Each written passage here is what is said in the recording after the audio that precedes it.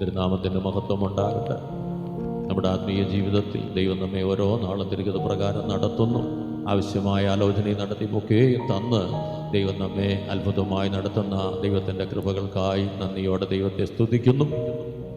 മുമ്പേ നാം കണ്ടതായ വേദഭാഗം യെശയ്യാ പ്രവചനം 60-ാം അധ്യായത്തിൻ്റെ 2-ാം വാക്യം. അന്ധകാര ഭൂമിയെയും കൂരിരുട്ട് ജാതികളെയും മൂടുന്നു, നിന്റെ മേലോ യഹോവ ഉദിക്കും, അവൻ്റെ തേജസ് നിന്റെ മേൽ പ്രത്യക്ഷമാകും. ദൈവനാമത്തിന് മഹത്വമുണ്ടാകട്ടെ. അന്ധകാരം ലോകത്തെയും കൂരിരുൾ ജാതികളെയും മൂടുന്നു എന്നുള്ളത് നമുക്ക് ലോകത്തിൽ വളരെ വ്യക്തതയോടെ കാണുവാൻ കഴിയുന്ന ഒരനുഭവമാണ്. അക്ഷരികമായി നാം ചിന്തിച്ചാൽ ലോകം പ്രകാശിതമായി കൊണ്ടിരിക്കുകയാണെന്നുള്ളതാണ് സത്യം. പ്രകാശിതമായി കൊണ്ടിരിക്കുന്നു. ഒരു കാലത്ത് നമ്മുടെ പട്ടണങ്ങളും ഗ്രാമങ്ങളുമൊക്കെ ഇരുട്ടായാൽ, അല്ലെങ്കിൽ സന്ധ്യ കഴിഞ്ഞാൽ പിന്നെ അന്ധകാരം മൂടിയിട്ടല്ലെങ്കിൽ ഇരുളടഞ്ഞതായി കാണപ്പെടുവാനിടയാകും. അവിടെ ഇവിടെയൊക്കെ ചില വീടുകളിൽ മുറ്റത്ത് ബൾബ് പ്രകാശിക്കുന്ന പ്രകാശമുണ്ടാകും. ഒരു 10 മണിയൊക്കെ കഴിഞ്ഞാൽ പിന്നെ എല്ലാ വീടുകളിലും ലൈറ്റ് അണയും. ദേശം മൊത്തം അന്ധകാരം കൊണ്ട് മൂടുവാനിടയാകുമായിരുന്നു. എന്നാൽ പിൽക്കാലത്ത് പ്രധാന തെരുവുകളിലെങ്കിലുമൊക്കെ സ്ട്രീറ്റ് ലൈറ്റുകൾ വരുവാനിടയായി. അത് രാത്രിയിൽ മുഴുവൻ പ്രകാശിക്കുന്ന അനുഭവം ഉണ്ടായി. അതങ്ങ് വർദ്ധിച്ചിട്ട് കൂടിയിട്ട് പല വീടുകളും തങ്ങളുടെ വീടുകളിൽ ഒരു ലൈറ്റ് രാത്രിയിൽ കത്തിച്ചിടുവാൻ ഇടയാകുന്ന ഒരനുഭവം വീണ്ടും നാം ശ്രദ്ധിച്ചാൽ നമുക്ക് മനസ്സിലാകും. ഇന്ന് പട്ടണങ്ങളൊക്കെ രാപ്പകലെന്ന വ്യത്യാസമില്ലാതെ വണ്ണം പ്രവർത്തിക്കത്തക്കവണ്ണം പട്ടണങ്ങൾ, പ്രധാന പട്ടണങ്ങളൊക്കെ തന്നെ ഇന്ന് പ്രകാശപൂരിതമാക്കി മാറ്റുവാൻ ഗവൺമെൻറ് വളരെ ഉത്സാഹിച്ച് പ്രവർത്തിച്ചു കൊണ്ടിരിക്കുകയാണ്. നമ്മുടെ ദേശത്ത് നമുക്കത് കാണുവാൻ കഴിയും. എല്ലാ ഇടങ്ങളിലും പ്രകാശം ധാരാളമായി കാണപ്പെട്ട് ഇരുട്ടില്ല, അന്ധകാരമില്ല, അല്ലെങ്കിൽ രാത്രിയില്ല എന്ന് വരുത്തി തീർക്കുവാൻ ശ്രമിക്കുന്ന ഒരു പ്രവൃത്തി നമുക്ക് ലോകത്തിൽ കാണുവാൻ കഴിയും. എന്താണ് അതിൻ്റെ ആശയമെന്ന് ചോദിച്ചാൽ, ഇന്ന് ലോകം പ്രകാശപൂരിതമാണ് എന്ന് വെളിപ്പെടുത്തിക്കൊണ്ട് ഈ പ്രകാശത്തിലേക്ക് നമ്മെ ആകർഷിച്ചുകൊണ്ട് ഈയാമ്പാറ്റ വെളിച്ചം കണ്ട് അതിലേക്ക് ചെന്ന് ആ വെളിച്ചത്തിൽ വീണ് കരിഞ്ഞു പോകുവാൻ ഇടയാകുന്നത് പോലെ ലോകം ദൈവമക്കളെ, ലോകമനുഷ്യരെ, സകല മാനവജാതിയെയും ഈ വെളിച്ചത്തിലേക്ക് ആകർഷിച്ചിട്ട് അവർ ആ വെളിച്ചത്തിൻ്റെ പിന്നിൽ മറഞ്ഞിരിക്കുന്ന അന്ധകാരത്തിൽ ഉൾപ്പെട്ടവരായി തീരുവാൻ, ഇരുട്ടിൽ ഉൾപ്പെട്ടവരായി തീരുവാൻ ഇടയാകുന്ന ഒരനുഭവം. പകൽ മുഴുവൻ സാധാരണഗതിയിൽ മനുഷ്യൻ തൻ്റെ ഉപജീവനത്തിന് വേണ്ടി അധ്വാനിക്കുന്ന ഒരു ജീവിതം നമുക്കറിയാം. ആകയാൽ തന്നെ പകല് മറ്റു കാര്യങ്ങളിൽ ഇൻവോൾവ് ആയി തീരുവാൻ മനുഷ്യന് സാധിക്കത്തില്ല. ആകയാൽ അവർ പകൽ മുഴുവൻ പണിയെടുക്കുവാൻ ഇടയാകും. എന്നാൽ രാത്രി മനുഷ്യൻ വിശ്രമിക്കേണ്ടതിനായി, ഉറങ്ങി വിശ്രമിക്കേണ്ടതിനായി ദൈവം വെച്ചിരിക്കുന്ന ആ ദൈവിക പദ്ധതി അല്ലെങ്കിൽ ദൈവിക ക്രമീകരണത്തെ തകിടം മറിച്ചുകൊണ്ട് മനുഷ്യൻ രാത്രിയിൽ മറ്റ് പ്രവർത്തികളിലേക്ക് ഉൾപ്പെട്ടവരായി തീരുവാനിടയാകുന്നു. മറ്റ് പ്രവർത്തികൾ എന്ന് പറയുമ്പോൾ നാം ശ്രദ്ധിക്കേണ്ട ഒരു കാര്യം, തിരുവഴുത്തിൽ നാം കാണുന്ന ഒരു കാര്യമുണ്ട്. അവർ ചെയ്യുന്ന ഇരുട്ടിൻ്റെ പ്രവർത്തികളെ വെളിച്ചത്തിൽ പറവാൻ പോലും നാം ലജ്ജിക്കുന്നതാണെന്ന് പറയത്തക്കവണ്ണം ലോകം, മാനവജാതി ഇരുട്ടിൽ രഹസ്യമായി ചെയ്യുന്ന കാര്യങ്ങളൊക്കെ ഇന്ന് പരസ്യമായി ചെയ്യത്തക്കവണ്ണം അത് ഇരുട്ടിൻ്റെ അനുഭവമല്ല, അത് വെളിച്ചത്തിൻ്റെ അനുഭവമാണെന്ന് കാണിച്ചുകൊണ്ട് അതൊക്കെയും പരസ്യമായി ചെയ്യുവാൻ ഇടയായിത്തീരുന്ന ഒരനുഭവത്തിലേക്ക് ലോക ജനതയെ കൊണ്ടുവന്നുകൊണ്ട്, അല്ലെങ്കിൽ മാനവവർഗത്തെ കൊണ്ടുവന്നുകൊണ്ട് മനുഷ്യരാശി ഇന്ന് ഇരുട്ടെന്നൊരനുഭവത്തെ പേടിക്കാതെ വണ്ണം, അന്ധകാരത്തിൽ ഒളിച്ച് ചെയ്യുവാൻ ഇടയാകാതെ വണ്ണം പരസ്യമായി പകലെന്നോണം രാത്രിയിൽ ആ പാപപ്രവൃത്തികളെ, ആ അന്ധകാരത്തിൻ്റെ പ്രവൃത്തികളെ അഥവാ ഇരുട്ടിൻ്റെ നിഷ്ഫല പ്രവൃത്തികളെ ചെയ്യുന്നവരായി തീരുവാനിടയാകുന്ന ഒരനുഭവം. അതിൻ്റെ അടുത്ത പരിണത ഫലം എന്താണെന്ന് ചോദിച്ചാൽ, രാത്രിയിൽ നാം പകലിൽ എന്ന പോലെ ജീവിക്കുന്നത് കൊണ്ട് ആ പാപപ്രവൃത്തികളൊക്കെ ആ വെളിച്ചത്തിൽ യാതൊരു മടിയും കൂടാതെ, ലജ്ജ കൂടാതെ ചെയ്യുവാൻ നമുക്കിടയാകുന്നത് കൊണ്ട് പകലും അതാകാം എന്നൊരു ചിന്തയിലേക്ക് മനുഷ്യൻ വരുവാൻ ഇടയാകുന്നു. അങ്ങനെ തങ്ങളുടെ ജീവിതത്തിൻ്റെ വ്യർത്ഥതയിൽ രാത്രിയിൽ രഹസ്യമായി ചെയ്തിരുന്ന പാപങ്ങളൊക്കെ, ഇരുട്ടിൻ്റെ അന്ധകാരത്തിൻ്റെ മറവിൽ ചെയ്തിരുന്ന പാപങ്ങളൊക്കെ, അല്ലെങ്കിൽ തെറ്റായ അനുഭവങ്ങളൊക്കെ ഈ ഇരുട്ടിനെ ഒഴിവാക്കുവാൻ രാത്രിയിലെ വെളിച്ചം വന്നതിനാൽ ആ വെളിച്ചത്തിൽ ചെയ്ത് ശീലിക്കുന്ന മനുഷ്യൻ ഇപ്പോൾ പകലെന്ന ചിന്ത പോലും ഇല്ലാതെ പകലിലും അത് ചെയ്യാമെന്ന അനുഭവത്തിൽ ഈ ഇരുട്ടിൻ്റെ പ്രവൃത്തികളെ, പാപപ്രവൃത്തികളെ പകലിലും ചെയ്യുന്നവരായി തീരുവാൻ ഇടയാകുകയാണ്. അതിനൊന്ന് രണ്ട് ഉദാഹരണങ്ങൾ ഓർപ്പിച്ചാൽ, കള്ളൻ മോഷ്ടിക്കുവാൻ വരുന്നത് രാത്രിയിലാണെന്നാണ് പഴയകാല അനുഭവങ്ങൾ. തിരുവെഴുത്തും അങ്ങനെയാണ് പറയുന്നത്. കള്ളൻ മോഷ്ടിപ്പാൻ രാത്രിയിൽ വരുന്നു എന്നാണ്. ഇന്ന് എവിടെയെങ്കിലും രാത്രിയിൽ മോഷണം നടക്കുന്നുണ്ടോ? സംശയമാണ്. പകലാണ് മോഷണങ്ങൾ അധികവും നടക്കുന്നത്. ഒരു മടിയും കൂടാതെ പകലിൽ അവർ മോഷണത്തിന് ഇറങ്ങുകയാണ്. ഇനിയും വ്യഭിചാരികളെ കുറിച്ച് നാം വായിക്കുമ്പോൾ അവർ ഇരുട്ടാകാൻ കാത്തിരിക്കുമായിരുന്നെന്നാണ്, വേശ്യാവൃത്തി എന്ന പാപത്തിന് ഇടം കൊടുക്കേണ്ടതിന്. പക്ഷെ ഇന്ന് നമുക്കറിയാം, ഇന്ന് ഇരുട്ടിലല്ല ആ പാപപ്രവൃത്തി നടക്കുന്നത്, വെളിച്ചത്തിലാണെന്നുള്ളതാണ് സത്യം. ദൈവമക്കളെ, നമ്മുടെ ലോകത്തിൽ ഇന്ന് കാണപ്പെടുന്ന ഒരു സത്യം എന്തെന്ന് ചോദിച്ചാൽ, ഒറ്റ വാക്കിൽ പറഞ്ഞാൽ, ഇരുട്ടിൽ പ്രവർത്തിക്കേണ്ട പാപപ്രവൃത്തികൾ വെളിച്ചത്തിൽ ചെയ്യത്തക്കവണ്ണമുള്ളതായ ഒരവസ്ഥയിലേക്ക് മാറിയിട്ട് മുഴുവൻ മാനവജാതിയും ഇരുട്ടിന് അധീനതരായി തീരുവാൻ ഇടയാകുന്ന ഒരനുഭവം. ഇരുട്ടിന് അധീനരെന്ന് പറഞ്ഞാൽ ഈ ഇരുട്ടിൽ ചെയ്യേണ്ട പ്രവൃത്തികളൊക്കെ പകൽ ചെയ്യുന്നവരായി, അല്ലെങ്കിൽ ജീവിതത്തിൽ ഈ പാപപ്രവൃത്തികൾക്ക് രാവെന്നോ പകലെന്നോ വ്യത്യാസമില്ലാതെ ഇടം കൊടുക്കുന്നവരായി തീർന്നുകൊണ്ട് അവർ ഇരുട്ടിന് അധീനരായി തീരുവാനിടയാകുകയാണ്. ഒരുപക്ഷെ നിങ്ങൾ ഏതർത്ഥത്തിലാണ് ഈ വാക്യം വായിക്കുമ്പോൾ ശ്രദ്ധിക്കുക എന്ന് എനിക്ക് അറിഞ്ഞുകൂടാ. അന്ധകാരം ഭൂമിയെയും കൂരിരുൾ ജാതികളെയും മൂടുന്നു എന്ന് പറയുമ്പോൾ രാത്രിയിൽ ഇരുട്ട് വന്ന് ദേശത്തെ മുഴുവൻ മൂടുന്നത് പോലെ ഒരു ക്രമീകരണമാണെന്നാണോ നിങ്ങൾ ചിന്തിക്കുന്നത്? എങ്കിൽ തെറ്റ് സഹോദരങ്ങളെ, അങ്ങനെയല്ല. പിന്നെയോ, ഈ ഇരുട്ടിൻ്റെ അധികാരങ്ങൾ നമ്മെ കീഴ്പ്പെടുത്തിയിട്ട് വ്യർത്ഥമായ നിഷ്ഫലമായ ഇരുട്ടിൻ്റെ പ്രവൃത്തികൾ മനുഷ്യനിൽ വെളിപ്പെടുവാൻ ഇടയായി, അല്ലെങ്കിൽ രാത്രിയിൽ രഹസ്യമായി ചെയ്തിരുന്ന തെറ്റായ അല്ലെങ്കിൽ പാപകരമായ അനുഭവങ്ങളൊക്കെ ഇന്ന് പരസ്യമായും ചെയ്യുവാൻ ധൈര്യപ്പെട്ടുകൊണ്ട് ആ പാപപ്രവർത്തികൾക്ക്, ആ നിഷ്ഫല പ്രവർത്തികൾക്ക് അടിമപ്പെട്ടവരായി ജീവിക്കുന്ന എല്ലാവരുടെയും ജീവിതത്തിൽ അവർ ഇരുട്ടിന് അധീനരാണെന്നുള്ളതാണ്. അഥവാ അവരെ ഇരുട്ട് മൂടിയിരിക്കുന്നു എന്നുള്ളതാണ് സത്യം. ഈ സത്യം നാം ഒന്ന് ഉണർന്നുകൊണ്ട് വേണം ആ വാക്യത്തെ നാം ഒന്ന് ശ്രദ്ധിക്കുവാൻ. ഒറ്റ വാക്കിൽ പറഞ്ഞ ദൈവമക്കളെ, ദേശത്ത് അധർമ്മം പെരുകിക്കൊണ്ടിരിക്കുകയാണ്, പാപം വർദ്ധിച്ചുകൊണ്ടിരിക്കുകയാണ്.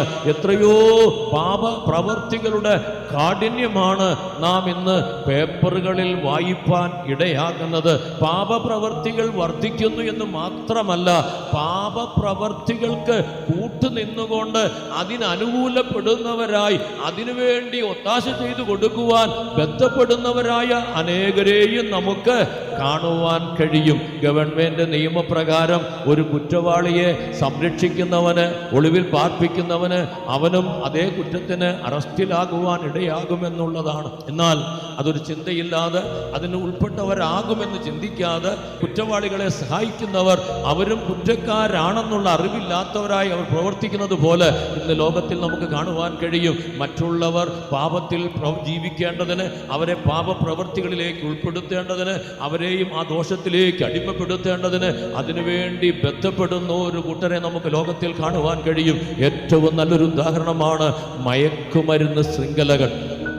മയക്കുമരുന്ന് ശൃംഖലകൾ മറ്റുള്ളവരെ പാപത്തിലേക്ക്, ദോഷത്തിലേക്ക്, നാശത്തിലേക്ക് തള്ളിവിടുവാൻ ശക്തമായി ഇന്ന് പ്രവർത്തിച്ചു കൊണ്ടിരിക്കുകയാണ്. നമ്മുടെ ദേശത്ത് എല്ലായിടങ്ങളിലും നീരാളി അതിന് കാലുകൾ കൊണ്ട് അമർത്തി പിടിക്കുന്നത് പോലെ ശക്തമായി ഇന്ന് അനേകായിരങ്ങൾ, ലക്ഷക്കണക്കിന് ജനത്തെ ഈ മയക്കുമരുന്നിൽ നിന്ന് പിടിച്ച് അമുക്കിക്കൊണ്ടിരിക്കുകയാണ്. അത് നിമിത്തമായി മറ്റ് പാപങ്ങൾ വർദ്ധിപ്പാനിടയാകുകയാണ്. കൊലപാതകം വരെയും നടക്കുവാൻ അത് കാരണമായി തീരുവാനിടയാകുന്നു.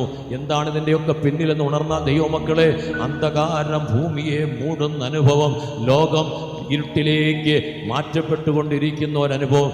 അക്ഷരികമായി പ്രകാശമുണ്ട് കേട്ടോ, രാപ്പകൽ വ്യത്യാസമില്ലാതെ പ്രകാശിക്കുന്ന നഗരങ്ങളാണ് ഇന്ന് ലോകത്തിൽ എല്ലായിടത്തുമുള്ളത്. നമ്മുടെ ചെറിയ ഗ്രാമങ്ങളിൽ പോലും നമുക്കറിയാം ഏത് വഴിക്ക് പോയാലും പ്രകാശമുണ്ടെന്നുള്ളതാണ് സത്യം. പഴയ ഇരുട്ടൊന്നും ഇന്ന് നമുക്ക് കാണുവാനില്ലാത്തൊരവസ്ഥയിലാണ്. പക്ഷെ ഓർക്കണേ, അന്ധകാരം ഭൂമിയെ, മാനവജാതിയെ മൂടിക്കൊണ്ടിരിക്കുകയാണ്. പാപപ്രവർത്തികളാൽ, പാപാനുഭവങ്ങളാൽ അനേകർ ഇന്ന് ഈ അന്ധകാരത്തിന് അടിമപ്പെട്ടവരായി ജീവിപ്പാൻ ഇടയാകുകയാണ്.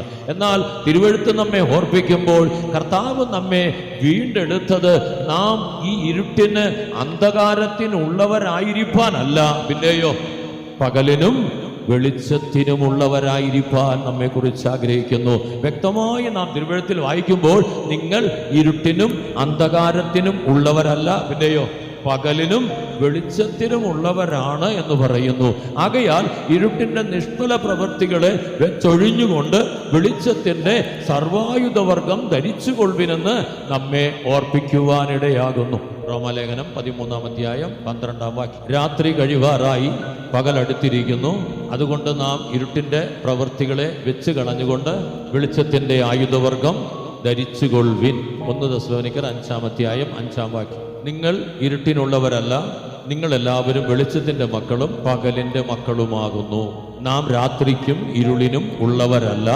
ആകയാൽ നാം ശേഷമുള്ളവരെ പോലെ ഉറങ്ങാതെ ഉണർന്നും സുബോധവുമായിരിക്കുക. ശ്രദ്ധിക്കണം ദൈവമക്കളെ, ഈ വാക്യങ്ങളൊക്കെ നമ്മെ ഓർപ്പിക്കുന്നത് ദൈവമക്കളായ നമ്മുടെ ജീവിതത്തിൽ നാം ഇരുട്ടിനുള്ളവരല്ല, വെളിച്ചത്തിനുള്ളവരാണ്. ഉറങ്ങുന്നവരായിരിക്കാനല്ല, രാത്രിയിൽ ഉറങ്ങുന്ന ഉറക്കത്തിന്റെ അനുഭവത്തിൽ ആത്മീയ ജീവിതത്തിൽ മയക്കമുള്ളവരായിരിക്കാനല്ല, ഉണർന്ന് പ്രവർത്തിക്കുന്നവരായി വെളിച്ചത്തിന്റെ സർവായുധവർഗം ധരിച്ചുകൊണ്ട് വെളിച്ചത്തിന്റെ പ്രവർത്തികളെ വെളിപ്പെടുത്തുന്നവരായി തീരുവാൻ ഇടയാകണമെന്നാണ് നമ്മെക്കുറിച്ച് കർത്താവ് ആഗ്രഹിക്കുന്നത്. എന്നാൽ ശ്രദ്ധിക്കണം ദൈവമക്കളെ, ഈ വെളിച്ചത്തിൽ ഉള്ളവരായിരിക്കേണ്ട ദൈവമക്കളുടെ മധ്യേ നാം ഒന്ന് പരിശോധിച്ചാൽ, ഇന്ന് ലോക മനുഷ്യരിൽ വെളിപ്പെടുന്ന ഇരുട്ടിന്റെ പ്രവൃത്തികളൊക്കെ തന്നെ ഒരുപക്ഷെ അധികമായിട്ടെന്നോണം ദൈവമക്കളിൽ വെളിപ്പെടുന്നുണ്ടോ എന്ന് സംശയിക്കേണ്ടതായി വരികയാണ്. ഇന്ന് ലോകത്തിൽ എത്രയോ പ്രയാസങ്ങൾ സഭകളിൽ നടന്നിട്ട് അതൊക്കെയും ലോകത്തിൽ ഇന്ന് പരസ്യമായി സോഷ്യൽ മീഡിയ വഴിയായി പരസ്യമായി വെളിപ്പെട്ടിട്ട് ക്രിസ്തീയത ലജ്ജാകരമായ ഒരു അനുഭവത്തിലേക്ക്, നാണം കെടുന്ന അനുഭവത്തിലേക്ക് മാറുന്ന ഒരവസ്ഥ നമുക്കിന്ന് കാണുവാൻ കഴിയും. അവിടെയെല്ലാം ഈ വിധമായ ഇരുട്ടിൻ്റെ പ്രവൃത്തികൾ ശക്തിയോടെ വെളിപ്പെടുവാൻ ഇടയാകുകയാണ്. സ്നേഹം, സന്തോഷം, സമാധാനം, ദീർഘക്ഷമ, ദയ എന്നൊക്കെ പറയുന്ന ആത്മാവിന്റെ ഫലങ്ങൾ പലയിടത്തും വെളിപ്പെടാതെ വണ്ണം ഈർഷ്യയും പകയും പിണക്കവും ശാഠ്യവും മത്സരവും ഒക്കെ വെളിപ്പെട്ടിട്ട് ക്രിസ്തീയത ഇന്ന് ലോകത്തിൽ നാറുന്ന ഒരവസ്ഥയിലേക്ക് വ്യക്തമായി മാറിക്കൊണ്ടിരിക്കുകയാണ്. സോഷ്യൽ മീഡിയയിൽ എന്തെല്ലാം സംഭവങ്ങൾ നമുക്ക് കേൾക്കുവാനും കാണുവാനും ഇടയാകുന്നുണ്ട്. എന്തിയെ ഇത് ദൈവമക്കളുടെ മധ്യേ വെളിപ്പെടുന്നതെന്ന് ചോദിച്ചാൽ, എന്തുകൊണ്ടാണ് ഈ അനുഭവങ്ങൾ വെളിച്ചത്തിന്റെ മക്കളായിരിക്കേണ്ടവരിൽ വെളിപ്പെടുന്നതെന്ന് ചോദിച്ചാൽ ഉത്തരം വ്യക്തമാണ്. അവരും ഇരുട്ടിന്റെ അധീനതയിലേക്ക് പോയിക്കൊണ്ടിരിക്കുകയാണ്. ഇരുട്ട് അവരെ പിടിച്ചുകൊണ്ടിരിക്കുകയാണ്. ദൈവമക്കളെന്ന് പേരുണ്ടവരാണെങ്കിലും ആ പേരുള്ള ദൈവമക്കൾ ഇന്ന് വെളിച്ചത്തിലുള്ളവരായിരിക്കാൻ ഉത്സാഹിക്കായിക നിമിത്തം ഇരുട്ട് അവരെയും കീഴ്പ്പെടുത്തിക്കൊണ്ടിരിക്കുകയാണ്. അതുകൊണ്ടാണ് ദൈവമക്കളെ ഇന്ന് സഭകളിലൊക്കെ പ്രശ്നങ്ങളും പ്രയാസങ്ങളും ഒക്കെ പലവിധമായ ബുദ്ധിമുട്ടുകളൊക്കെ ഉണ്ടാകുവാനിടയാകുന്നത്.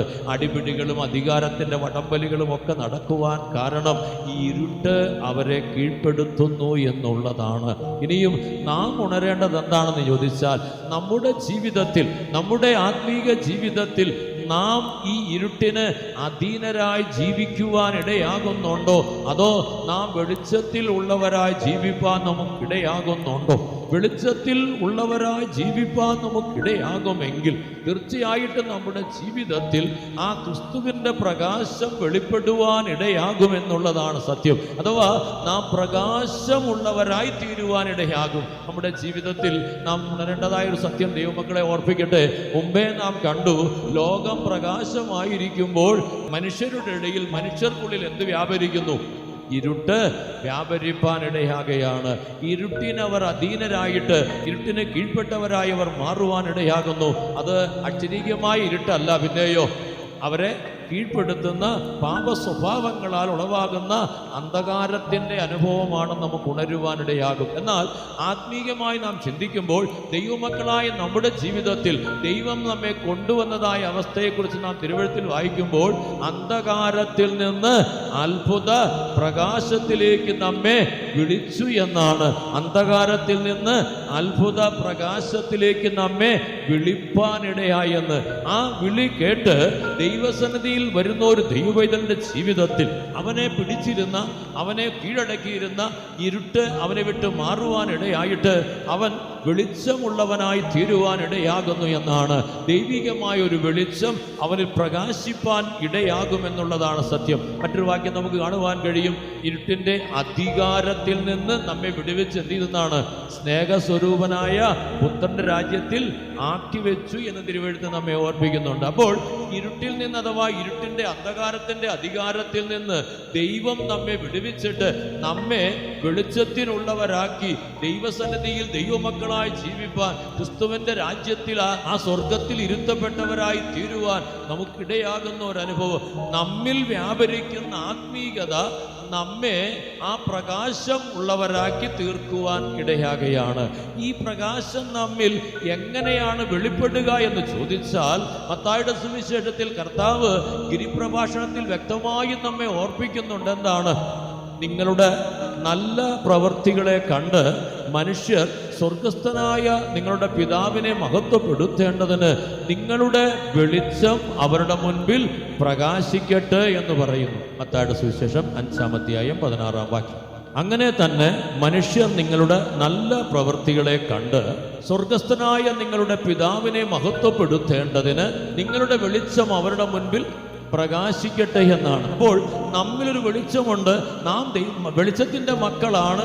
ഇരുളിനും അന്ധകാരത്തിനും ഉള്ളവരല്ല, പകലിനും വെളിച്ചത്തിനും ഉള്ളവരാകയാൽ നമ്മിലെ വെളിച്ചം മറ്റുള്ളവരുടെ മുൻപ് പ്രകാശിപ്പാനിടയാകണം. അഥവാ നാം വെളിച്ചത്തിൽ ഉള്ളവരാണെന്ന് നമ്മെ വെളിവാക്കുവാനിടയാകണം. അതിനെന്ത് വേണം? നമ്മുടെ നല്ല പ്രവൃത്തികൾ കണ്ട് മറ്റുള്ളവരത് ഗ്രഹിക്കുവാനിടയാകണം. ശ്രദ്ധിക്കണേ, മുമ്പേ നാം കണ്ടു ഇരുട്ടിലായി തീർന്നവരുടെ അനുഭവം. ഇരുട്ടിനായി പിടിക്കപ്പെട്ട് ഇരുട്ടിന് അധീനരായി തീർന്നവരുടെ ജീവിതാനുഭവം എന്ന് ചോദിച്ചാൽ, അവർ സകല ദോഷപ്രവൃത്തികളും, തിന്മയായത്, പാപമായത്, അശുദ്ധമായത്, അന്യമായതൊക്കെ യാതൊരു മടിയും കൂടാതെ ഇരുട്ടിന് അധീനരായവർ ചെയ്ത് അവരുടെ പ്രവൃത്തികളാലാണ് അവർ ഇരുട്ടിലുള്ളവരെന്ന് വെളിവാകുവാനിടയാകുന്നത്. തിരുവഴുത്തിൽ മുമ്പേ നാം വായിച്ചു കേട്ടല്ലോ, ഇരുട്ടിന്റെ നിഷ്ഫല പ്രവൃത്തികളെ വിട്ടൊഴിയുവാൻ നമ്മോട് പറയുമ്പോൾ ഒരു വ്യക്തി ഇരുട്ടിലാണ് എന്നുള്ളത് തൻ്റെ നിഷ്ഫല പ്രവൃത്തികൾ, അല്ലെങ്കിൽ ആ അന്യമായ, അശുദ്ധമായ, തെറ്റായ, മ്ലേച്ഛമായ, മോശത്വമായ ആ പാപപ്രവൃത്തികളിലൂടെയാണത് വെളിവാകുവാനിടയാകുന്നത്. എന്നാൽ അതേ സ്ഥാനത്ത് ഒരു ദൈവപൈതന്റെ ജീവിതത്തിൽ ആ വ്യക്തി പ്രകാശത്തിൽ ജീവിക്കുന്നവനാണ് എന്നുള്ളത് എങ്ങനെ വെളിവാകണമെന്ന് ചോദിച്ചാൽ, നല്ല പ്രവൃത്തികൾ വെളിപ്പെടുവാനിടയാകണം. ദൈവം ആഗ്രഹിക്കുന്ന, മറ്റുള്ളവർ ദൈവത്തെ മഹത്വപ്പെടുത്തത്തക്കവണ്ണമുള്ള നല്ല പ്രവൃത്തികളെ വ്യക്തതയോടെ വെളിപ്പെടുത്തുന്നവരായി തീരുവാൻ നമുക്ക് ഇടയാകണം. ഇനിയാണ് ദൈവമക്കളെ നമ്മെ ഒന്ന് പരിശോധിക്കേണ്ടത്.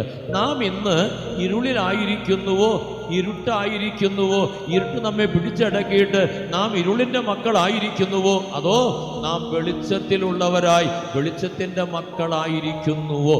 നമ്മിൽ നിന്ന് വെളിപ്പെടുന്ന പ്രവൃത്തിയാണ് അത് വ്യക്തമാക്കപ്പെടുവാനിടയാകുന്നത്. അങ്ങനെയെങ്കിൽ നാം വെളിച്ചത്തിൽ ഉള്ളവരാണെന്നുള്ളത് നമുക്ക് വ്യക്തതയോടെ വെളിപ്പെടുത്തത്തക്കവണ്ണം ദൈവമക്കളെ നാം നല്ല പ്രവൃത്തികൾ ചെയ്യുവാൻ തക്കവണ്ണം നമ്മെ അതിനായി ഏൽപ്പിച്ചു കൊടുക്കാനിടയാകണം. കർത്താവ് നമ്മെ ആ പാപ സ്വഭാവങ്ങളിൽ നിന്ന്, പാപപ്രവൃത്തികളിൽ നിന്ന് വീണ്ടെടുത്തത് എന്തിനാണെന്ന് ചോദിച്ചാൽ, നാം സൽപ്രവർത്തികളിൽ ശുഷ്കാന്തിയുള്ളൊരു ദൈവത്തിൻ്റെ സ്വന്തം ജനമാകേണ്ടതിനാണ്. ശ്രദ്ധിക്കണം കേട്ടോ, സൽപ്രവർത്തികളിൽ ശുഷ്കാന്തിയുള്ളൊരു സ്വന്തം ജനമാകേണ്ടതിനാണ് കർത്താവ് നമ്മെ വീണ്ടെടുക്കുവാനിടയായത്.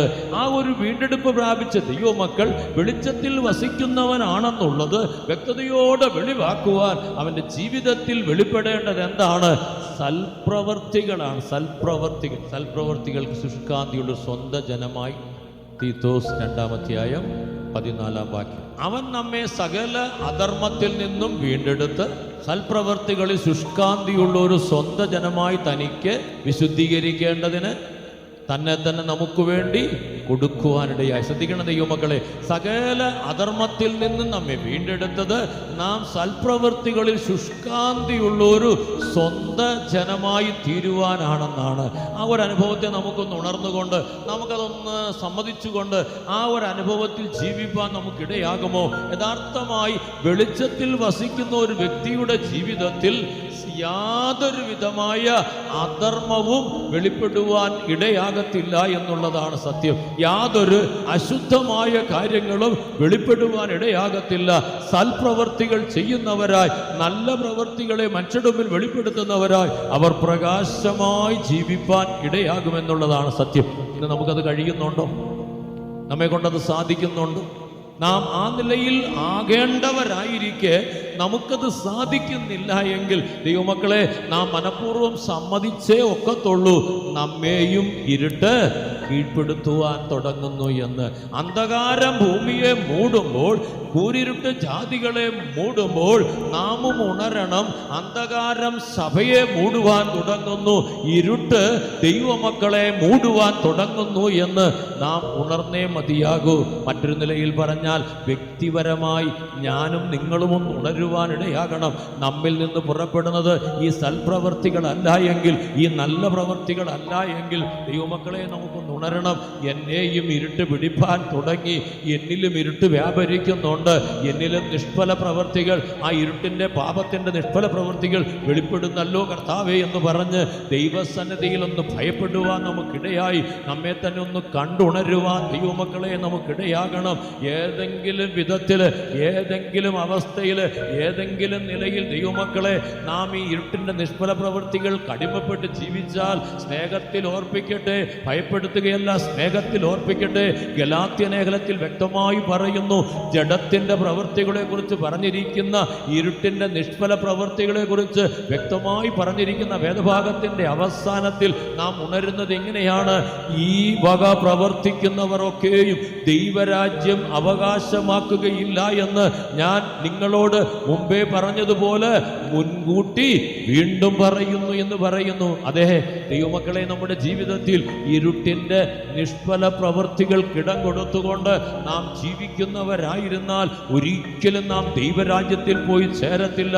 ഇവിടെ നമുക്ക് മിടുക്കരായി ഭക്തിയുടെ വേഷം ധരിച്ച് ജീവിപ്പാൻ കഴിയും. പക്ഷേ നമ്മുടെ ഉള്ളിലുള്ളത് എന്താണെന്ന്, ജീവിതാവസ്ഥ എന്താണെന്ന് നാം ഈ ധരിച്ച വേഷത്തിലൂടെ അല്ല വെളിപ്പെടുന്നത്. പിന്നെയോ വൃക്ഷത്തെ അറിയുന്നത് ഫലം കൊണ്ടാണെന്നല്ലെങ്കിൽ പ്രവൃത്തിയാലാണ് വ്യക്തികളെ അറിയുവാൻ ഇടയാകുന്ന തിരുവെഴുത്ത് പറയുന്നെങ്കിൽ, നമ്മിൽ നിന്ന് വെളിപ്പെടുന്ന ഈ ഇരുട്ടിൻ്റെ പ്രവൃത്തികൾ, ഈ നിഷ്ഫല പ്രവൃത്തികൾ നാം ഇരുട്ടിന് അധീനരാണെന്ന് വെളിപ്പെടുവാനിടയാകും. പുറമേ നല്ല ഭക്തരായി ഭക്തിയുടെ വേഷം ധരിച്ചവരായിരിക്കാം. യേശു പറയുന്ന പോലെ വെള്ള തേച്ച ശവക്കല്ലറകളായിരിക്കാം നാം.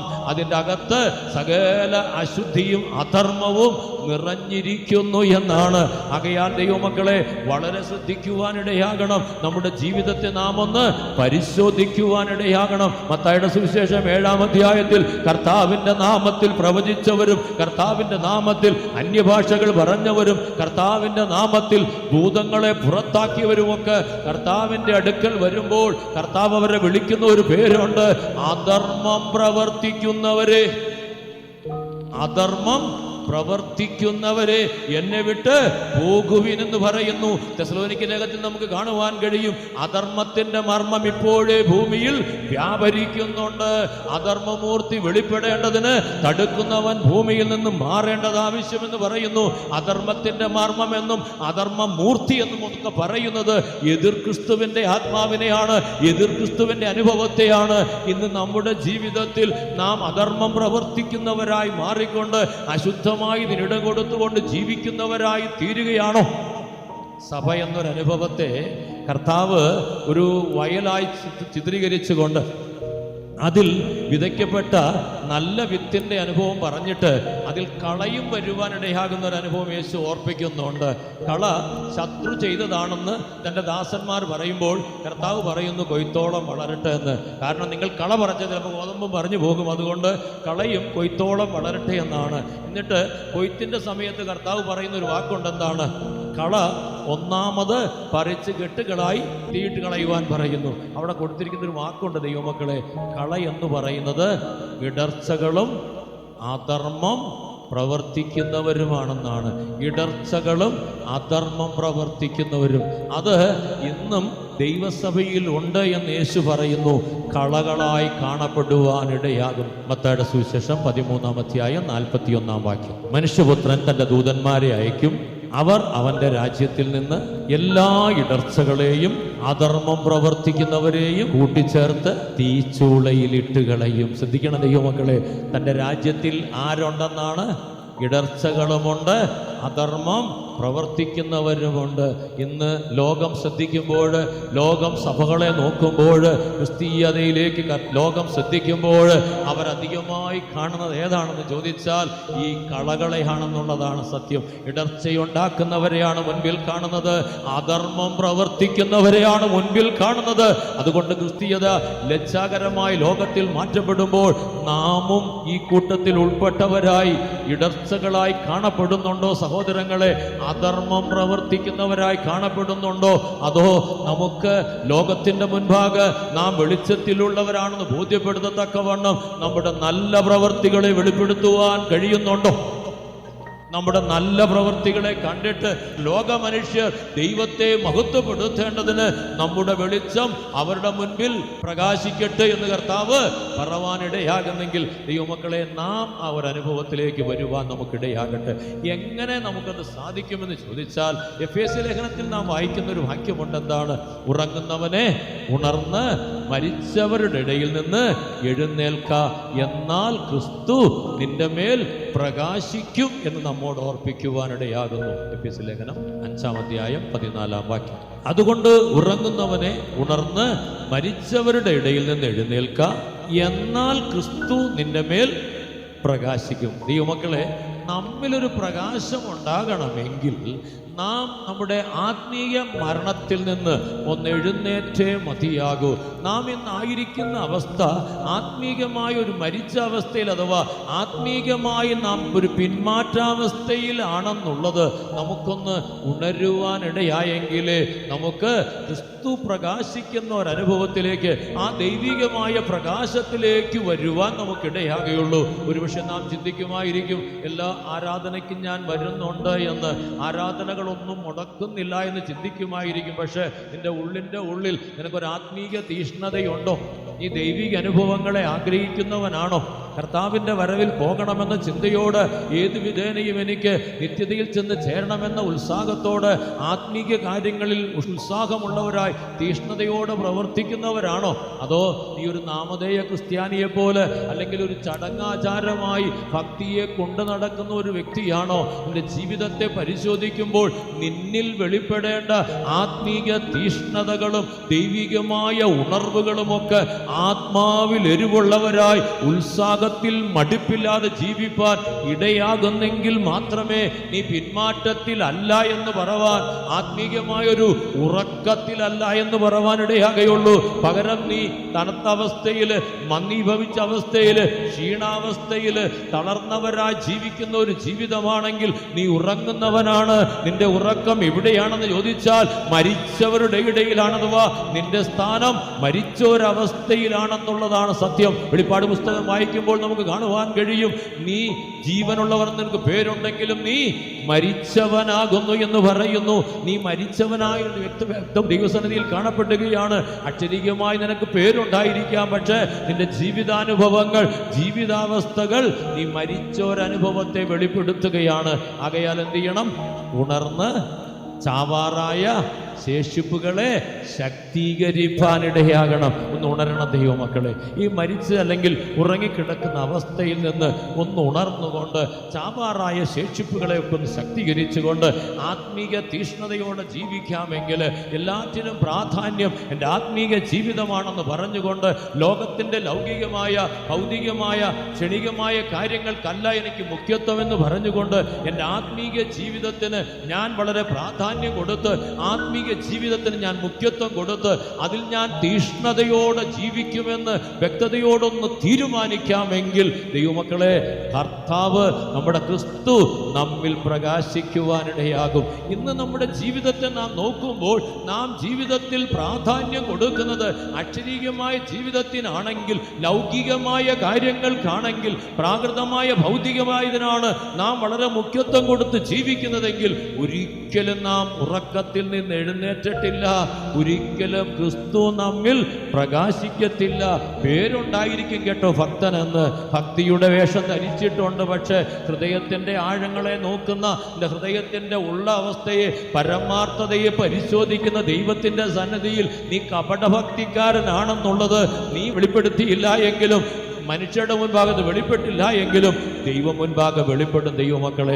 ആകയാൽ നിർമ്മലമായ ഒരു ഭക്തിയോട്, ദൈവം മുൻപാകെയുള്ള നിർമ്മലമായ ഒരു ഭക്തിയോട് ജീവിപ്പാൻ നാം ഒന്ന് ഉത്സാഹിച്ചുകൊണ്ട് നമ്മുടെ ആത്മീയ പിന്മാറ്റാവസ്ഥയൊക്കെ ഒന്ന് ഇനിയെങ്കിലും ഒന്ന് മാറ്റി ഈ വരുന്ന ആൾക്കളിലെങ്കിലും വല്ലവിധേനയും രക്ഷ പ്രാപിപ്പാൻ, ഈ ഇരുട്ടിന്റെ അധീനതയിലേക്ക് വീണു പോകുന്നതിന് മുൻപേ ക്രിസ്തു നമ്മിൽ പ്രകാശിക്കേണ്ടതിന് ഈ അനാത്മികമായ പിന്മാറ്റാവസ്ഥയൊന്ന് മാറ്റി ഒരാത്മീക തീഷ്ണതയോട് എരിവോടെ ജീവിക്കുവാനിടയാകട്ടെ. ചിലരെയൊക്കെ അവരുടെ ആത്മീക ജീവിതത്തിൽ പുറകോട്ട് വലിക്കുന്നത് അവരുടെ പ്രിയപ്പെട്ടവർ തന്നെയാണ്. മറ്റു കാര്യങ്ങളിലേക്ക് തീഷ്ണതയോടെ ജീവിപ്പാൻ ആഗ്രഹിക്കുന്നവരെ വലിച്ചു പുറകോട്ട് കൊണ്ടുപോകുന്നത്. കുടുംബത്തിൽ ഭിന്നതയുണ്ടാകത്തക്കവണ്ണം, രണ്ടുപേർ തമ്മിൽ അകന്നിരിക്കത്തക്കവണ്ണം ഒരനുഭവമൊക്കെ കർത്താവ് പറയുന്നത് എന്താണെന്ന് നാം ചിന്തിക്കണം കേട്ടോ. നിങ്ങൾ ചിന്തിക്കുന്നത് കുടുംബത്തിൽ സമാധാനം ഉണ്ടാകേണ്ടതിന് എൻ്റെ ആത്മീയത കുറഞ്ഞാലും കുഴപ്പമില്ല, എൻ്റെ ദൈവികത കുറഞ്ഞാലും കുഴപ്പമില്ല, കുടുംബത്തിൽ സമാധാനം ഉണ്ടാകട്ടെ എന്നാണ്. കർത്താവ് വന്നത് കുടുംബത്തിൽ ഭിന്നതയുണ്ടാക്കാനെന്ന് പറയുമ്പോൾ എന്താണ് അതിൻ്റെ അനുഭവം എന്ന് ഉണരണം ദൈവമക്കളെ. നമ്മെ ആത്മീയത്തിൽ പുറകോട്ട് വലിക്കുന്ന അനുഭവങ്ങളെ നാം ഉണർന്നുകൊണ്ട്, നമ്മെ പിന്മാറ്റത്തിലേക്ക് വലിക്കുന്ന നമ്മുടെ കുടുംബാംഗങ്ങളെ ഉണർന്നുകൊണ്ട് നാം അവർക്ക് കീഴ്പ്പെട്ട് അടിമപ്പെടുവാനല്ല ഇടയാകേണ്ടത്. പിന്നെയോ നമ്മുടെ ആത്മീയ കാര്യങ്ങളിൽ ആത്മീയ തീഷ്ണതയോട് ജീവിക്കുവാൻ നമുക്കിടയാകണം. മുൻകാലങ്ങളിൽ നമുക്കറിയാം, പെന്തിക്കോസ്തിന്റെ ആരംഭ നാൾക്കളിൽ എന്തെല്ലാം പ്രതികൂലങ്ങളും പ്രശ്നങ്ങളും പ്രയാസങ്ങളും ഉണ്ടായാലും, അടിപിടിയും മറ്റ് ഉപദ്രവങ്ങളൊക്കെ ഏറ്റാലും, വീട്ടിൽ നിന്ന് പുറത്താക്കിയാലും ശരി, ക്രിസ്തു മതി എന്ന് പറഞ്ഞ്, ക്രിസ്തീയത മതി എന്ന് പറഞ്ഞ്, തിരുവെഴുത്തുകൾ മതി എന്ന് പറഞ്ഞ്, ആത്മീയ അനുഗ്രഹങ്ങൾ മതി എന്ന് പറഞ്ഞ് തീഷ്ണതയോടെ ജീവിച്ചൊരു കാലം നമുക്കുണ്ടായിരുന്നു. അന്ന് അവരെ പിന്തിരിപ്പിക്കുവാൻ കുടുംബാംഗങ്ങൾക്കും കഴിഞ്ഞില്ല, സാഹചര്യങ്ങൾക്കും കഴിഞ്ഞില്ല, സമുദായങ്ങൾക്കും കഴിഞ്ഞില്ല, യാതൊരു ശക്തികൾക്കും കഴിഞ്ഞില്ല. അവർ തീഷ്ണതയോട് കർത്താവിന് വേണ്ടി ധൈര്യത്തോടെ നിൽക്കുവാനിടയായി. ഇന്ന് നമ്മുടെ കുടുംബത്തിലുള്ള നമ്മുടെ കൂട്ടു സഹോദരങ്ങൾ, നമ്മുടെ കുടുംബാംഗങ്ങൾ തന്നെ, പെന്തിക്കോസ് വിശ്വാസികളായി കൂട്ടായ്മയിൽ കൂടി നടക്കുന്ന നമ്മുടെ കുടുംബാംഗങ്ങൾ തന്നെ പറയും, ഓ അത്രയൊന്നും വേണ്ടടാ, നീ അങ്ങനെയൊന്നും പോകണ്ട, നീ അങ്ങനെയൊന്നും ജീവിക്കണേ കുഞ്ഞെ, അതൊക്കെ മതി, കുറച്ചൊക്കെ മതിയെന്നേ. ഉപദേശിമാരിങ്ങനെ പലതുമൊക്കെ പറയും. അത്രത്തോളൊന്നും ആത്മീയതയൊന്നും ആവശ്യമില്ല, വലിയ തീഷ്ണതയൊന്നും കാണിച്ചിട്ട് കാര്യമില്ല കുഞ്ഞെ, അതൊക്കെ അബദ്ധമാകത്തേ ഉള്ളെന്നൊക്കെ ഉപദേശിച്ചുകൊണ്ടല്ലെങ്കിൽ സാഹചര്യങ്ങളാൽ സമ്മർദ്ദപ്പെടുത്തിക്കൊണ്ട് പിന്മാറ്റത്തിലേക്ക് നയിക്കുവാൻ ശ്രമിക്കുന്ന വലിയൊരു ശക്തി നമ്മുടെ കുടുംബങ്ങളിൽ ഉണ്ടതവാ നമ്മുടെ കുടുംബാംഗങ്ങളിലുണ്ട് എന്നുള്ളതാണ് സത്യം. അതുകൊണ്ടാണ് പറയുന്നത് 3 പേർക്ക് 2 പേർ വിപരീതമായിരിക്കുമെന്ന് യേശു പറയുന്നത്. ദൈവമക്കളെ ഉണരണേ, ഒരു ശക്തിയും നമ്മെ പിന്നോട്ട് വലിക്കരുത്. ആത്മീക ജീവിതത്തിൽ ദൈവിക അനുഭവങ്ങൾ തീഷ്ണതയോടെ ജീവിക്കേണ്ട നമ്മുടെ ജീവിതത്തിൽ ഒരു ശക്തിക്കും കീഴ്പ്പെടാതെ വണ്ണം ക്രിസ്തീയതയിൽ നാം ധൈര്യത്തോടെ മുൻപോട്ട് പോകുമെങ്കിൽ ക്രിസ്തു നമ്മുടെ മേൽ പ്രകാശിക്കുവാനിടയാണ്. യെശയ്യാവിൽ മറ്റൊരു വാക്യമുണ്ട്. എന്താണ്? എഴുന്നേറ്റ് പ്രകാശിക്ക, നിന്റെ പ്രകാശം വന്നിരിക്കുന്നു. യെശയ്യാ പ്രവചനം 60:1.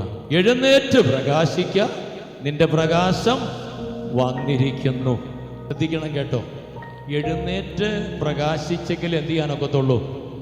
പ്രകാശിപ്പാൻ ഇടയാകത്തുള്ളൂ. എഴുന്നേറ്റ് പ്രകാശിപ്പാൻ ഇടയാകും. ഇന്ന് എഴുന്നേൽക്കുന്ന കാര്യം വരുമ്പോഴാണ് നമുക്ക് ബുദ്ധിമുട്ടുണ്ടാകുന്നത്.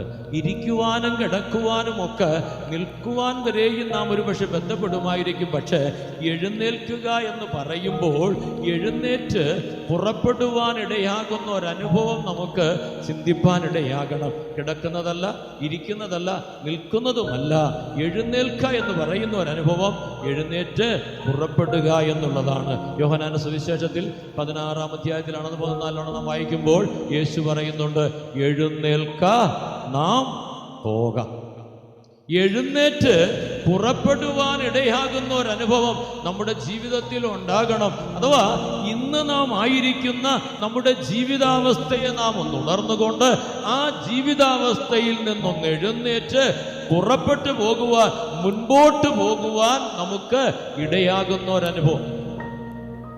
യോഹന്നാന്റെ സുവിശേഷം 14-ാം അധ്യായം 31-ാം വാക്യം, എഴുന്നേൽപ്പീൻ, നാം പോകാം. എഴുന്നേറ്റ് പ്രകാശിക്കണമെങ്കിൽ ദൈവമക്കളെ എഴുന്നേറ്റ് മുൻപോട്ട് പോകണം കേട്ടോ. നിൽക്കുന്നിടത്ത് നിന്നാൽ പോരാ, ആയിരിക്കുന്നിടത്ത് ഇരുന്നാൽ പോരാ, നാം മുൻപോട്ട് പോകുന്നവരാകുവാനിടയാകണം. അതാണ് എഴുന്നേൽക്ക എന്ന് പറയുന്നത്. ആത്മീയ ജീവിതത്തിൽ ഇതുവരെയും ആയിരിക്കുന്ന അവസ്ഥ പോരാ എന്നുണർന്നുകൊണ്ട് മുന്നേറിയ ഒരു അനുഭവത്തിലേക്ക് ജീവിപ്പാൻ, നമ്മുടെ ജീവിതത്തിൽ ദൈവികമായ ശ്രേഷ്ഠതയിലേക്ക് മുൻപോട്ട് പോകുവാൻ നമുക്കിടയാകണം. ചിലരുടെയൊക്കെ ജീവിതത്തിൽ നാം യെശയ്യാപ്രവചനം വായിക്കുന്ന പോലെ പൊടി പിടിച്ചിരിക്കുകയാണ്. ചിലരൊക്കെ ജീവിതത്തിൽ മുഖം കഴുത്തിലായിട്ട് അനങ്ങാൻ വയ്യാത്തവരായി ആ ഇരിക്കുന്ന അവസ്ഥയിൽ ഇരിക്കുകയാണ്. അല്ലേ വാക്യം എങ്ങനെ വായിക്കുന്നത്? സിയോനെ എഴുന്നേൽക്ക, യെരൂശലേമേ നിന്റെ പൊടി കുടഞ്ഞു കളക. യെശയ്യാപ്രവചനം 52-ാം അധ്യായം 1-ാം വാക്യം. സിയോനെ ഉണരുക, ഉണരുക, നിന്റെ ബലം ധരിച്ചു കൊള്ളുക. വിശുദ്ധ നഗരമായ യെരൂശലേമേ നിന്റെ അലങ്കാര വസ്ത്രം ധരിച്ചു കൊള്ളുക, പൊടി കുടഞ്ഞു കളക. യെശയ്യാപ്രവചനം 52-ാം അധ്യായം 2-ാം വാക്യം. പൊടി കുടഞ്ഞു കളക, യെരൂശലേമേ എഴുന്നേറ്റിരിക്കുക, ബദ്ധയായ സിയോൻ പുത്രിയെ നിന്റെ കഴുത്തിലെ ബന്ധനങ്ങളെ അഴിച്ചു കളക. ഇന്ന് എഴുന്നേറ്റ് മുൻപോട്ട് പോകുവാൻ കഴിയാതെ വണ്ണം പലരുടെയും ജീവിതത്തിൽ, ആത്മീക ജീവിതത്തിൽ പൊടി പിടിച്ചവരായി കാണപ്പെടുകയാണ്. ഇരിക്കുന്നിടത്ത് തന്നെ ഇരുന്നല്ലെങ്കിൽ ജീവിക്കുന്ന അതവസ്ഥയിൽ തന്നെ ജീവിച്ച് പൊടി പിടിച്ചവരായി കാണപ്പെടുകയാണ്. നാം ഉണരേണ്ട ഒരു കാര്യമുണ്ട് ദൈവമക്കളെ. നമ്മുടെ പരിചയത്തിൽ, നമ്മുടെ പാരമ്പര്യത്തിൽ, നമ്മുടെ ശീലങ്ങളിൽ നാം മുൻപോട്ട് പോകുന്ന നമ്മുടെ ശീലങ്ങളൊക്കെ നാം പൊടി പിടിച്ച അവസ്ഥയിലായി തീരുന്ന അനുഭവമാണ്. എന്തെല്ലാം പറഞ്ഞാലും കൊള്ളാം, എന്തെല്ലാം ഉണർത്തിയാലും കൊള്ളാം, ഞങ്ങൾ അങ്ങനെ ചെയ്യത്തുള്ളൂ എന്ന്, ഞങ്ങളുടെ ക്രമീകരണങ്ങളിൽ ഞങ്ങളൊരു മാറ്റം വരത്തില്ല എന്ന് ഉണരുന്ന ജീവിതങ്ങളെ, ചിന്തിച്ചുറയ്ക്കുന്ന ജീവിതങ്ങളെ നിങ്ങളൊക്കെ പൊടി പിടിച്ചിരിക്കുകയാണ് കേട്ടോ. എന്താ പൊടി പിടിക്കാൻ കാരണം? യാതൊരു വ്യത്യാസവുമില്ല. ആ പഴയ രീതി തന്നെ. സഭായോഗത്തിന് 10:15 വരത്തുള്ളെന്ന് തീരുമാനിച്ച് ജീവിക്കുന്ന ഒരു വ്യക്തി എന്നും 10:15 വരുന്നുണ്ട്, മാറ്റമൊന്നുമില്ല. പക്ഷെ ജീവിതം ഏതവസ്ഥയിലാണ്? ആ 10:15 എന്ന സ്ഥിരതയിൽ നിൽക്കുന്നത് കൊണ്ട് പൊടി പിടിച്ചിരിക്കുകയാണ്, പൊടി പിടിച്ച് ജീവിക്കുക. ഉണരണ സഹോദരങ്ങളെ, ആ പൊടിയൊന്ന് കുടഞ്ഞു കളയണം കേട്ടോ. ജീവിതത്തിൽ ദൈവം നമ്മിൽ പ്രകാശിക്കണമെങ്കിൽ, ആത്മീയ ജീവിതത്തിൽ നാം പാരമ്പര്യത്തോട്, പരിചയത്തോട്, പഴക്കത്തോട് ജീവിക്കുന്ന ജീവിതാനുഭവങ്ങളൊക്കെ ഒന്ന് മാറ്റിയിട്ട് പൊടി കുടഞ്ഞു കളഞ്ഞെന്ന് എഴുന്നേൽക്കുവാനിടയാകണം. യേശു നമ്മെ ഓർപ്പിക്കുന്ന ഒരു കാര്യമുണ്ട്. നമ്മുടെ സമ്പ്രദായങ്ങളാൽ നാം ദൈവത്തിൻ്റെ കൽപ്പനയെ ലംഘിക്കുന്നവരാണ് എന്ന്. നമ്മുടെ പരിചയങ്ങൾ, നമ്മുടെ പാരമ്പര്യങ്ങൾ, നമ്മുടെ പഴക്കങ്ങളൊക്കെ നമ്മെ ദൈവകൽപ്പനയെ ലംഘിക്കുന്നവരാക്കി, അഥവാ ആത്മീക തീഷ്ണതയോട് മുൻപോട്ട് പോകുവാൻ കഴിവില്ലാത്തവരാക്കി, പൊടി പിടിച്ചവരാക്കി നമ്മെ മാറ്റുകയാണ്. നമ്മൾ ചിന്തിക്കും, ഞാൻ കൃത്യമായിട്ട് കാര്യം ചെയ്യുന്നുണ്ട്, എൻ്റെ ജീവിതത്തിൽ വ്യത്യാസവുമില്ല, യാതൊരു മുടക്കവും വരുത്തുന്നില്ല, കൃത്യമായി ആ സമയങ്ങളിൽ അത് ചെയ്യുന്നുണ്ട്. ശരിയാണ് കേട്ടോ. സമയങ്ങളിൽ നിന്റെ പാരമ്പര്യത്തിന്, നിന്റെ പരിചയത്തിന്, നിന്റെ വഴക്കത്തിന് ഏറ്റവണ്ണം നീ ചെയ്യുന്നുണ്ട്. പക്ഷെ ദൈവം നിന്നോടതല്ല ആഗ്രഹിക്കുന്നത്. എന്താണ്? നീ എഴുന്നേറ്റ് മുൻപോട്ട് പോക എന്നാണ്. ആത്മീയതയിൽ നീ മുന്നേറിപ്പോകുവാനാണ്, തീഷ്ണതയോട് എരിവോടെ മുന്നേറുവാനാണ് കർത്താവ് നിന്നെ കുറിച്ച് ആഗ്രഹിക്കുന്നത്. അപ്പോഴാണ് നിനക്ക് എന്ത് ചെയ്യാൻ സാധിക്കത്തുള്ളൂ? പ്രകാശമുള്ളവരായി തീരുവാനിടയാകത്തുള്ളൂ. ദൈവമക്കളെ, ആത്മീയ ശ്രേഷ്ഠതയോട് ജീവിച്ച് പ്രാപിക്കേണ്ട ദൈവിക അനുഭവങ്ങളെ പ്രാപിച്ച് മുന്നേറിയെങ്കിൽ മാത്രമേ കർത്താവിൻ്റെ വരവിൽ ക്രിസ്തു നമ്മിൽ പ്രകാശിച്ചിട്ട് നാം തേജസ്കരിക്കപ്പെട്ടവരായി തീരുവാൻ നമുക്കിടയാകത്തുള്ളൂ. ക്രിസ്തു നമ്മിൽ പ്രകാശിക്കുന്ന പ്രകാശം അഥവാ തേജസ് നമ്മിൽ ഉദിപ്പാനിടയാകണമെങ്കിൽ മുമ്പേ നാം കണ്ടത് എന്താണ്? എഴുന്നേറ്റ് പ്രകാശിക്കുക, നിന്റെ പ്രകാശം വന്നിരിക്കുന്നു. നിന്റെ ജീവിതത്തിൽ നീ എഴുന്നേറ്റൊന്ന് മുൻപോട്ട് പോയാൽ തീർച്ചയായിട്ടും എന്തുണ്ടാകും? നിന്റെ ജീവിതത്തിൽ കർത്താവ് നിന്നെ പ്രകാശിപ്പിക്കുവാനിടയാകും. നീ പ്രകാശത്തോടെ ജീവിക്കുവാനിടയാകും. ഇരുട്ട് നിന്നെ പിടിച്ചിട്ടില്ല, നീ അന്ധകാരത്തിന് അടിമപ്പെട്ടിട്ടില്ല. നിന്റെ ആത്മീക ജീവിതത്തിന്റെ തീഷ്ണതയാ നീ മുൻപോട്ട് പോകുന്തോറും, മുന്നേറി പോകുന്തോറും കർത്താവിന്റെ ദിവ്യപ്രകാശം, ആ സ്വർഗീയ തേജസ് നിന്നിൽ പ്രകാശിക്കുവാനിടയാകും. അഥവാ ദൈവവചനപ്രകാരമുള്ള സൽപ്രവൃത്തികളെ ചെയ്ത് ശുഷ്കാന്തിയുള്ള ദൈവജനമായി തീഷ്ണതയോടെ ജീവിപ്പാൻ ഇടയാകുമ്പോൾ നാം ചെയ്യുന്ന തിരുവെഴുത്തിനേറ്റവണ്ണം പ്രവർത്തിക്കുന്ന ആ നല്ല പ്രവൃത്തികളൊക്കെ നമ്മിൽ പ്രകാശമായി തീർന്നിട്ട് നാം എഴുന്നേറ്റ് പ്രകാശിക്കുന്നവരായി തീരുവാനിടയാകും. എഴുന്നേറ്റ് പ്രവർത്തിച്ചെങ്കിലേ എന്തുണ്ടാകത്തുള്ളൂ? പ്രകാശമുണ്ടാകത്തുള്ളൂ. പൊടി പിടിച്ചിരിക്കുന്നിടത്ത് ഇരുന്നാൽ, അല്ലെങ്കിൽ നമ്മുടെ പാരമ്പര്യം പറഞ്ഞ്, നമ്മുടെ പഴക്കം പറഞ്ഞ്, നമ്മുടെ പരിചയം പറഞ്ഞ് നാം ആ നിൽക്കുന്ന സ്ഥാനത്ത് ജീവിക്കുന്ന ജീവിതാവസ്ഥയിൽ തന്നെ ജീവിച്ചാൽ, സഹോദരങ്ങളെ വീണ്ടും വീണ്ടും വീണ്ടും ഓർപ്പിക്കട്ടെ, നിങ്ങൾ ആ നിൽക്കുന്നിടത്ത് നിന്ന് എന്തെല്ലാം ജീവിതം നിങ്ങൾ ജീവിക്കുന്നെന്ന് പറഞ്ഞാലും അത് നിങ്ങളിൽ പൊടി ഉണ്ടാക്കത്തേ ഉള്ളൂ. ഒരു വസ്തു ഒരു സ്ഥലത്ത് സ്ഥിരമായി ഇരുന്നാൽ നമുക്കറിയാം അത് പൊടി പിടിക്കുമെന്നുള്ള സത്യമാണ്. ആത്മീയത്തിൽ ഒരു മുന്നേറിയ ജീവിതം നിങ്ങൾക്കുണ്ടാകുന്നില്ല എങ്കിൽ, തീഷ്ണതയോടെ എഴുന്നേറ്റ് മുൻപോട്ട് പോകുവാൻ കഴിയുന്നില്ല എങ്കിൽ, നിങ്ങളുടെ പരിചയങ്ങളും പാരമ്പര്യങ്ങളും പഴക്കങ്ങളും ഒക്കെ നിങ്ങൾ പൊടി പിടിച്ച അവസ്ഥയിലാക്കി തീർക്കുന്ന ഒരു അനുഭവമാണ്. എഴുന്നേറ്റ് പ്രകാശിക്കുക ദൈവമക്കളെ, എഴുന്നേറ്റ് പ്രവർത്തിക്ക്. നല്ല നിലയിൽ, ദൈവം ആഗ്രഹിക്കുന്ന നിലയിൽ ദൈവവചന പ്രകാരമുള്ള നല്ല പ്രവൃത്തികളെ ചെയ്ത് ആത്മീയത്തിലൊന്ന് തീഷ്ണതയോടെ ജീവിക്ക്. ദൈവസന്നിധിയിൽ വന്ന് ദൈവവചനങ്ങളെ കേട്ട് ദൈവിക അരുളപ്പാട് പ്രാപിച്ച് ദൈവിക ആലോചനകളെ പ്രാപിച്ച് ജീവിതം പടിപടിയായി ദൈവവചന പ്രകാരം ജീവിക്കുവാൻ ഇടയാക്കുമെങ്കിൽ, വചനത്തിനേറ്റവണ്ണം ജീവിക്കുവാൻ ഇടയായി ക്രിസ്തീയ ജീവിതത്തിൽ ഹൃദയങ്ങളെ വിശാലമാക്കി തന്ന ദൈവത്തിന്റെ കൃപയാൽ കൽപ്പനകളുടെ പാതയിലൊന്ന് ഓടുവാനൊക്കെ ഇടയാകുമെങ്കിൽ, തീഷ്ണതയോടെ ജീവിക്കുന്ന ജീവിതമാണ് പ്രകാശപൂരിതമായി തീരുവാനിടയാകുന്നത്. അവരുടെ മേലാണ് എന്തുദിക്കുന്നത്? യഹോവയുടെ തേജസ് ഉദിപ്പാനിടയാകുന്നു. ശ്രദ്ധിക്കണം കേട്ടോ.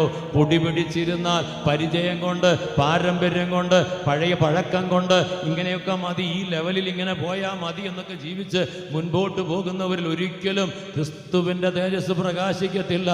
ഓടി ആത്മീയ തീഷ്ണതയോട് ഉണർവോടെ മുന്നേറിയ ജീവിതത്തിൽ പ്രാപിക്കേണ്ട അനുഭവങ്ങളൊക്കെ പ്രാപിച്ച് ആകേണ്ട വണ്ണമൊക്കെയായി ക്രിസ്തു എന്ന തലയോളം സകലത്തിലും വളരുവാൻ ഉത്സാഹിക്കുന്ന തീഷ്ണതയോടെ ജീവിക്കുന്ന ദൈവത്തിന്റെ ജീവിതത്തിലാണ് ക്രിസ്തു അവരുടെ മേൽ പ്രകാശിപ്പാനിടയാകുന്നത്.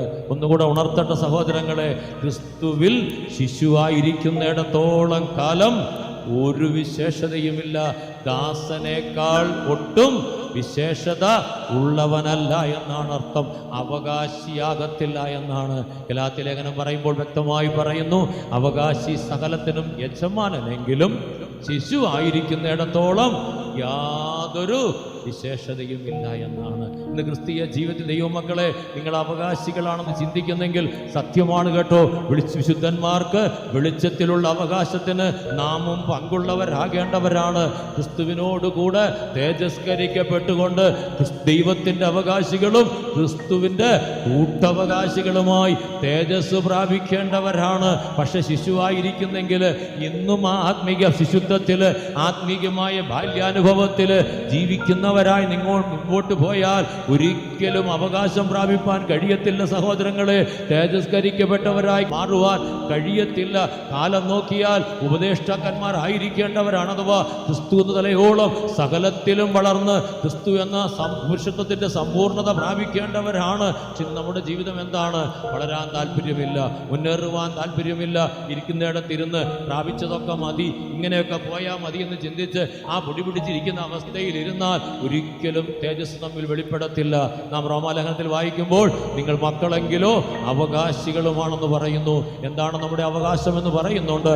ദൈവത്തിന്റെ അവകാശികളും ക്രിസ്തുവിന്റെ കൂട്ടവകാശികളും. അടുത്ത വാക്ക് എന്താണ് പറയുന്നത്? ക്രിസ്തുവിനോടുകൂടെ തേജസ്കരിക്കപ്പെടണമെങ്കിൽ ക്രിസ്തുവിനോടുകൂടെ തേജസ്കരിക്കപ്പെടുന്നതാണ് നമ്മുടെ അവകാശം. നമ്മിൽ കർത്താവിന്റെ തേജസ് പ്രകാശിക്കുവാനിടയാകണം. ആകയാൽ സഹോദരങ്ങളെ, ഒന്ന് എഴുന്നേറ്റേ മതിയാകൂ. ഒന്നാമത് ഉറങ്ങുന്നിടത്തുനിന്ന് എഴുന്നേൽക്കണം. രണ്ടാമത് പൊടി പിടിച്ചിരിക്കുന്നിടത്തുനിന്ന് എഴുന്നേൽക്കണം. എഴുന്നേറ്റൊന്ന് മുന്നേറാമെങ്കിൽ, എഴുന്നേറ്റൊന്ന് ആത്മീയ തീഷ്ണതയോട് മുൻപോട്ട് പോകാമെങ്കിൽ, വെളിച്ചത്തിലുള്ളവരായി പകലിനുള്ളവരായി നാം ജീവിച്ചുകൊണ്ട് സൽപ്രവൃത്തികളാൽ ശുഷ്കാന്തിയുള്ള ഒരു ദൈവത്തിന്റെ സ്വന്തം ജനമായി മാറിക്കൊണ്ട് നല്ല പ്രവൃത്തികൾ ചെയ്ത് മനുഷ്യരുടെ മുൻപാകെ പ്രകാശമുള്ളവരായി വെളിപ്പെട്ടുകൊണ്ട് കർത്താവിന്റെ പ്രത്യക്ഷതയിൽ ക്രിസ്തുവിന്റെ തേജസ് നമ്മുടെ മേൽ പ്രകാശിക്കത്തക്കവണ്ണം, അഥവാ നാം കൊലോസ്യലേഖനത്തിൽ വായിക്കുന്നത് പോലെ നമ്മുടെ ജീവനായ ക്രിസ്തു വെളിപ്പെടുമ്പോൾ നാമും അവനോടുകൂടെ തേജസ്സിൽ വെളിപ്പെടുന്നവരായി തീരുവാൻ നമുക്കിടയാകുന്ന ഒരു അനുഭവം ഉണ്ടാകണമെങ്കിൽ ഈ ആത്മീയ ജീവിതത്തിന്റെ ശ്രേഷ്ഠതയിലേക്ക്, തീഷ്ണതയിലേക്ക്, ഉന്നതമായ ഉയർന്ന ഒരു അനുഭവത്തിലേക്ക് എരിവോടെ മുന്നേറുന്നവരാകുവാൻ നമുക്കിടയാകട്ടെ. പിശാച് നമ്മെ വഞ്ചിക്കരുത് ദൈവമക്കളെ. ഇസ്രായേൽ ജനത്തിന്റെ മധ്യേ നാം എസെക്കിയേൽ പ്രവചനം 8-ാം അധ്യായം വായിക്കുമ്പോൾ അവിടെ ഒരു തീഷ്ണതാ ബിംബത്തെ കാണുവാനിടയാകും. ആ തീഷ്ണത എന്ന് പറയുന്നത് ദൈവിക പ്രമാണത്തിന് വിപരീതമായി ജീവിപ്പാൻ തീഷ്ണത ജനിപ്പിക്കുന്ന തീഷ്ണതാ ബിംബമാണ്.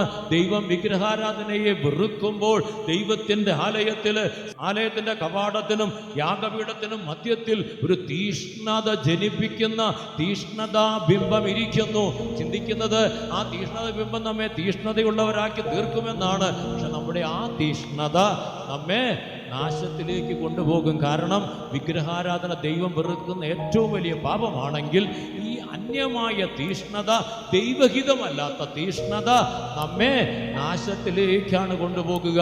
ഇന്ന് പല പ്രിയപ്പെട്ടവരും അവരുടെ ജീവിതത്തിൽ അവർ പിടിച്ചിരിക്കുന്ന ആ അനുഭവത്തെ തീഷ്ണതയോടെ പിൻപറ്റുവാൻ ആഗ്രഹിക്കുന്നവരാണ്. ഞാൻ പിടിച്ച മുയലിന് കൊമ്പ് 3 പറയത്തക്കവണ്ണം ധൈര്യപ്പെടുന്ന തീഷ്ണതയുള്ളവർ. ദൈവമക്കളെ, ഉണരണേ. ആ തീഷ്ണത നമ്മെ നാശത്തിലേക്ക് കൊണ്ടുപോകത്തേ ഉള്ളൂ. ആ തീഷ്ണതയൊക്കെ ഒന്ന് വിട്ടുകളഞ്ഞിട്ട് ആത്മാവിൽ എരിവുള്ളവരാകണം. ദൈവത്തിന്റെ പരിശുദ്ധാത്മാവിനാൽ നാം ഒന്ന് ഉണർത്തപ്പെട്ട് ആത്മാവിൽ എരിവുള്ളവരായി തീർന്നുകൊണ്ട് തീഷ്ണതയോടെ ജീവിപ്പാൻ, ഉത്സാഹത്തിൽ മടിപ്പില്ലാതെ തീഷ്ണതയോടെ ജീവിപ്പാൻ നമുക്കിടയാകണം. കണ്ണുകളടയ്ക്കാം. ദൈവകരങ്ങളെ നമുക്ക് നമ്മെ ഏൽപ്പിച്ചു കൊടുക്കാം. നമ്മുടെ കർത്താവ് നമ്മെ സഹായിച്ചിട്ട് നമ്മുടെ ജീവിതത്തിൽ യഥാർത്ഥമായി ദൈവിക തീഷ്ണതയോടും ദൈവിക എരിവോടും കൂടെ ആത്മീയ ഉന്നമനത്തോട് ആത്മീയമായ അനുഭവങ്ങളുടെ ശ്രേഷ്ഠത പ്രാപിച്ച് എഴുന്നേറ്റ് കൽപ്പനകളുടെ പാതയിൽ ഓടുന്നവരായിരുന്ന് ശ്രേഷ്ഠതയിലേക്ക് നടത്തപ്പെടുവാൻ ദൈവം നമുക്ക് എല്ലാവർക്കും ഇടയാകട്ടെ. ദൈവമായ കർത്താവ് നമ്മെ ആ നിലയിൽ സഹായിച്ചൊരുക്കുമാറാകട്ടെ.